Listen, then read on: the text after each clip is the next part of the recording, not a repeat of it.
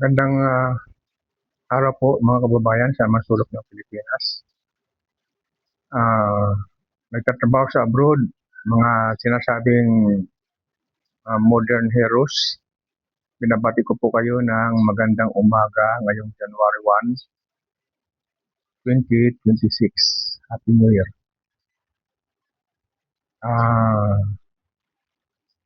Nais ko pong reaksyonan ang balita na tungkol po dyan sa mga ayuda, kung ano-anong ayuda ang ginagawa ng gobyerno. DSWD ang kanilang tools, ang kanilang kinakasangkapan. DPWH, nag-insertion po sila dyan, mga congressman. Nagiging proponents po sila ng mga contractors. Mga percentage nila, 25% yata ang inaabot ng ganyan. Just recently, sinabi po ni Congressman Puno at itinaon nila yung pagbibigay ng 2 million bonus doon sa pagpipirma po ng proposed budget ng 2026. No po? Mabuti, mainam po yun kasi yun ay parang suhol. Suhol po sa mga congressman na dapat pirmahan dahil sa 2 million.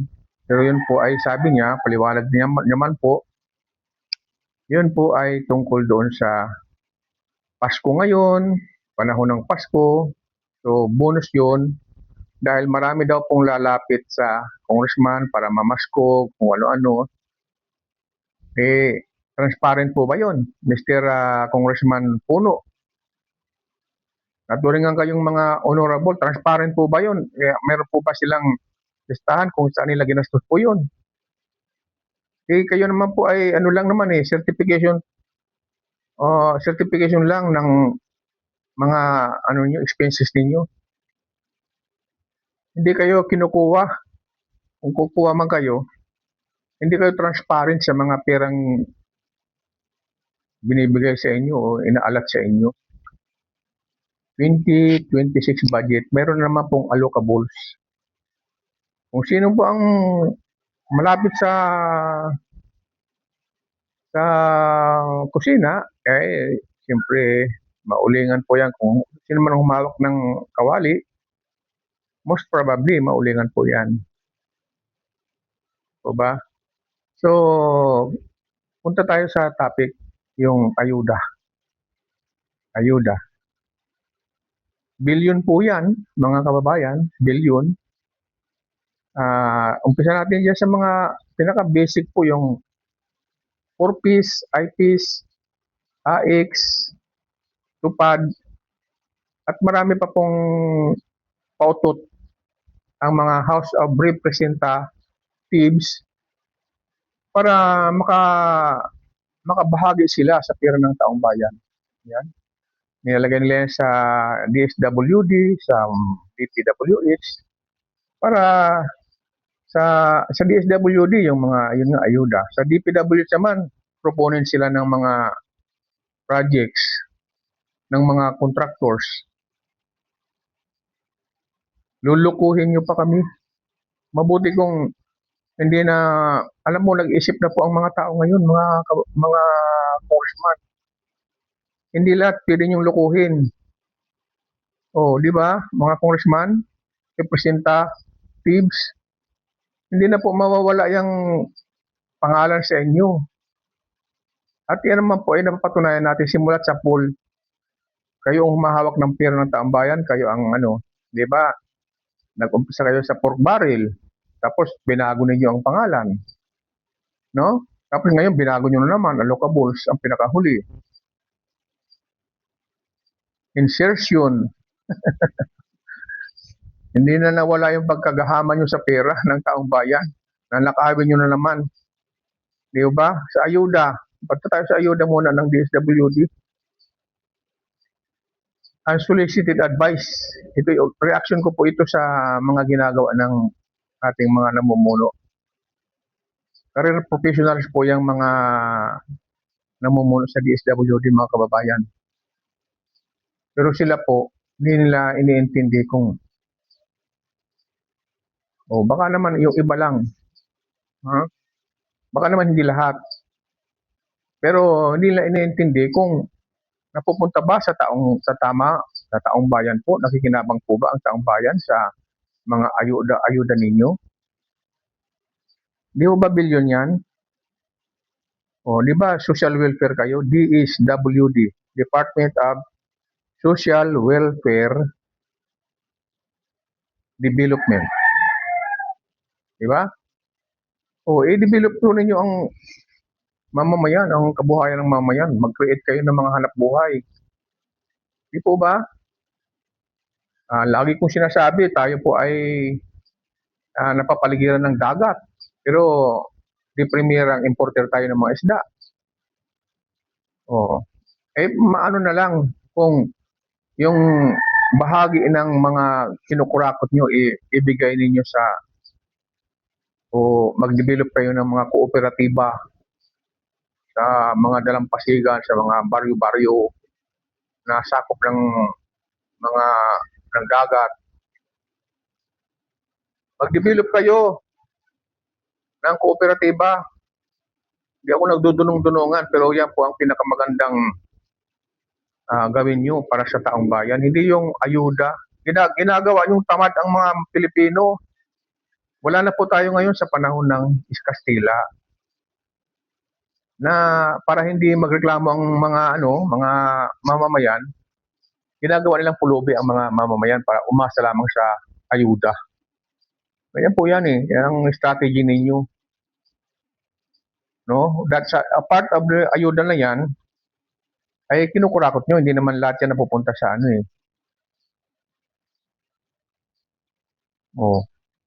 Di po ba? Transparent po ba yung pagbibigay nyo ng mga ayuda? Di ba pinipili lamang ng mga company nyo kung sino ang bibigyan? Hindi naman po transparent yan Kung gusto nyo, magpapirma ako ng mga hindi nakatanggap. Milyon po yan.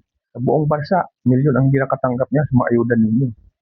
Kinukurakot nyo lang yan So, pagtayo kayo ng kooperatiba, yun ang aking, hindi naman ako nagdudunong-dunungan, Suggestion ko lang po yan, unsolicited advice. Bigyan nyo ng edukasyon ang mga mangisda kung paano pangalagaan ng ating karagatan, ng ating mga dalampasigan, ng ating mga corals. Dahil meron po yung mga barangay na ganyan, ginagawa na yan Ay matitino po yung mga leaders dun mga barangay. Sa iba't ibang panig ng ating bansa. May protection sila sa mga corals natin kung saan nangingitlog ang mga isda. Gumawa kayo ng mga rules, regulations. I-educate ninyo ang mga mangisda at bigyan nyo ng sa halip na ayuda, pagtrabahuin nyo sila. Ginagawa nyo na ang tamad ang Pilipino Ang mga Pilipino ay masisipag. Masipag po yan. Hindi naman po sapat yung 5,000 ayuda nyo. Hindi po sapat yan. Every quarter, yung 4 piece. Hindi po sapat yan. Kung 5 ang anak, hindi po sapat yan. Every 3 months. Ang gawin nyo na lang, sa palagay ko, sasabihin nyo, nagdudunong-dunungan ako. Hindi naman ako parte ng gobyerno. Reaction ko po yan at yan ay sa nakikita kong pinakamagandang gawain, dapat gawin ng gobyerno, magtayo ng kooperatiba, i-educate ang mga mamamayan sa kooperatiba, miyembro ng kooperatiba, sa buong bansa. At pangalagaan ng ating karagatan. Huwag kayong maniniwala sa gira-gira na sinasabi ni na pinapangalagaan niya yung ating sovereignty, ang ating kasarinlan ng ating bansa. Dinadrag niya po tayo sa gira kaya Prince to lang po tayo, Mr. EEP Chief. Wag po tayong makipaggiyera, wala naman tayong kalaban-laban eh, para namang ginagawa mo kaming ano, tanga eh. Eh kung talagang gusto niyo ng giyera at pinoprotektahan niyo yung WPS, eh punta po kayo doon. Kayo po ang pumunta doon sa ano, yung hinahabol po ng nakikita po sa video yan eh. Binobomba ng tubig ang mga mangisda. Protektahan niyo po sila. Nasaan kayo habang binangga yung ano, yung mga mangisda sa West Philippine Sea, sa Scarborough Shoal, sa mga bahura na sakop natin. Sakop ng ano daw, exclusive economic zone, EEZ. Di ba? Protektahan nyo ang mga mamamayan ninyo dahil kayo ay protektor ng mamamayan. AAP, chief, baka hindi nyo po alam yan o kaya nagbibingi-bihan po kayo. Okay? I-educate nyo po ang mga mangingisda natin para hindi tayo mag-importa ng isda. Para hindi na po yun mangyari yung ginawa nung sinasabi ni Saldico na isa daw sa mga importer eh. Andiyan yata sa cabinet members eh ng Malacanang. Importer ng isda. Wala. Sa napapaligiran tayo ng dagat eh. Bakit tayo mag-import ng isda? Magtayo kayo po ng kooperatiba at mabigyan nyo ng mga barko ng mga pangingisda. Kagaya ng ginagawa ng Vietnam, Taiwan, Thailand. May sarili-sarili silang barko ng pangisda. I-improve ninyo at i-modernize ninyo ang mga bangkang dimotor ng mga mangisda. Pero siyempre i-supervise ninyo dahil alam nyo naman, pag hindi nyo na i-supervise yan, isusugal lang yung itinutulong nyo sa kanila, baka ibenta pa yung mga bangkang dimotor eh, para isugal lang eh, o kaya idroga.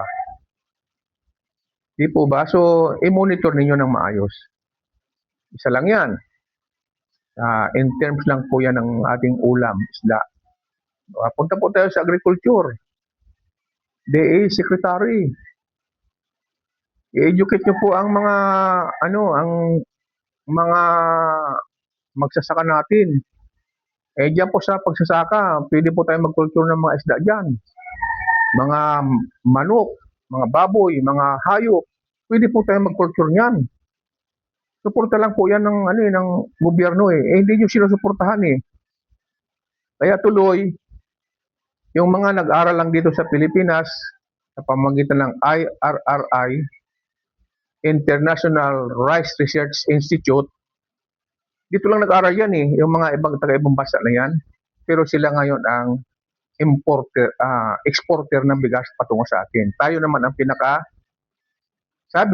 number 1 yata tayo na importer ng bigas galing sa mga tinuruan lang natin, mga estudyante lang dito yan. Wala kayong nationalism, mga House of Representatives, mga senador, wala kayong nationalism.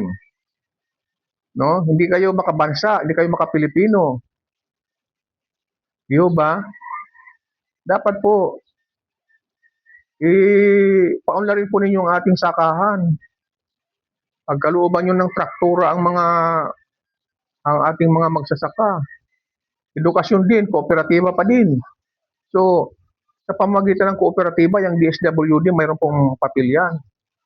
Pwede po ninyong i-supervise ang kooperatiba para sa kaunlaran po ng ating mamayan. Kung kayo po ay nagmamahal kayo sa ating bayan, kung sabi nyo nga, dapat makapilipino tayo eh. Diba? Naalala ko tuloy yung si Barbers, hindi raw makapilipino yung lalait-laitin mo pa o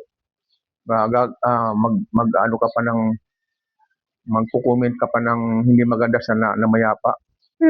Nakikita naman po ninyo.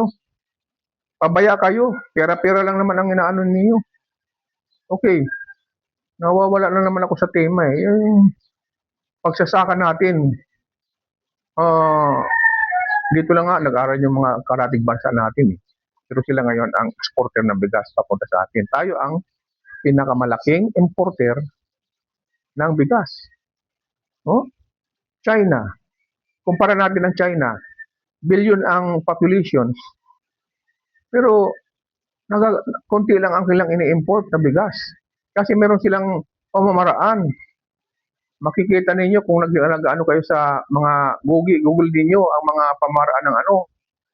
Meron silang sa syudad, nagko-culture sila ng mga isda, mga gulay, mga halaman. Sa itaas ng building, nagko-culture sila niyan. Yan ay makabayan po sila eh. Makabayan. Wala sa atin yan eh. Wala sa ating mga Pilipino. Sa mga namumuno sa atin ang pagiging makabayan. Ang tayo, ang mga pinuno natin, mga representatives, mga senador, at sa lahat ng mga opisyal dyan, pinakamataas, pinakasunod na wala po tayong katangian ng makabayan. Yan na po, nationalism, nationalist. Wala po tayo ng ganyan eh. Kasi hindi po tayo po ay pansarili lamang ating iniintindi. O gumagasto po yung mga politiko sa eleksyon ng pera para sila iboto. Binibili ang boto ng bawat Pilipino. Eh siyempre, ginugutom niyo ang Pilipino eh. Kaya umaasan lang diyan sa meron pa nga diyan akong nababalitaan o nakikilala mga nagtatrabaho sa Manila. Uuwi lang tuwing eleksyon para tumanggap ng 15,000, 20,000. O additional po 'yun. Eh highest bidder po ang ang mga kaya kumikita din yung mga nagtatrabaho, yung mga taga-probinsya nagtatrabaho sa Manila o sa ibang bansa. Uuwi lang para bumoto doon sa kanilang yung mga matataas magbayad na politiko. Pero hindi po natin alam, yung ating katangahan po, ay binibenta natin ng ating kaluluwa, binibenta natin ng ating karapatan, na maglagak tayo ng mga matitinong pinuno na magdadala sa atin sa kaunlaran. Eh, nabibili ang boto nyo eh. Kasalanan din naman ng mga nating, kasi mahirap nga eh. Pag pinakitaan ka ng 5,000, 10,000, iboboto mo na siya eh. Yung iba nga dyan, nangingidnap pa eh. Kaya iniipon ang kanilang mga constituent ng mga kanilang kakampi at hindi pinapaboto. Alam po natin yan mga kababayan. Alam po natin yan.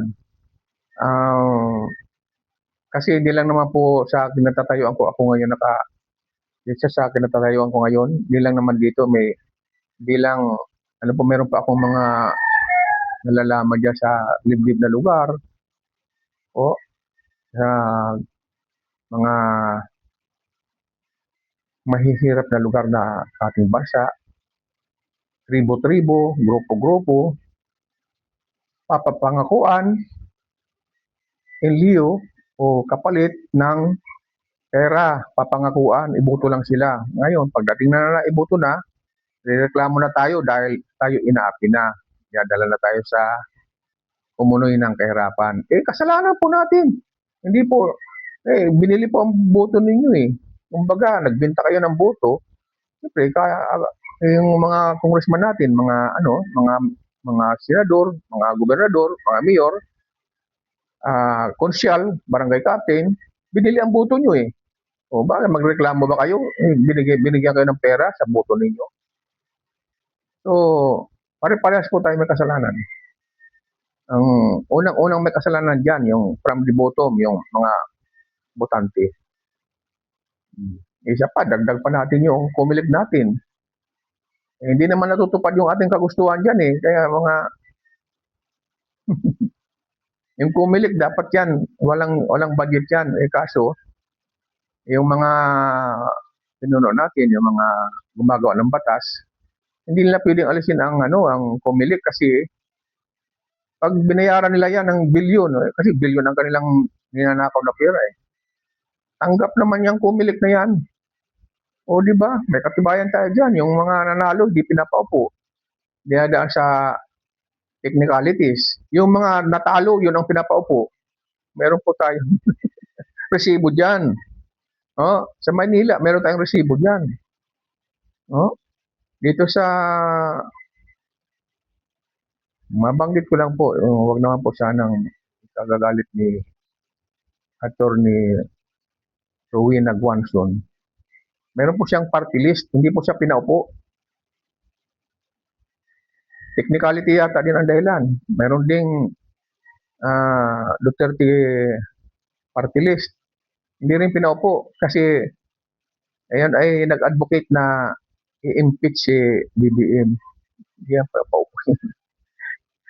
So, anong masasabi nyo kay kay Attorney Garcia ng Pumilit? Ano pong masabi niyo? I-comment nyo lang po kung ano man po ang comment niyo, negative or positive, kontra sa akin, tatanggapin ko po yun. Mag-comment po kayo, mga kababayan.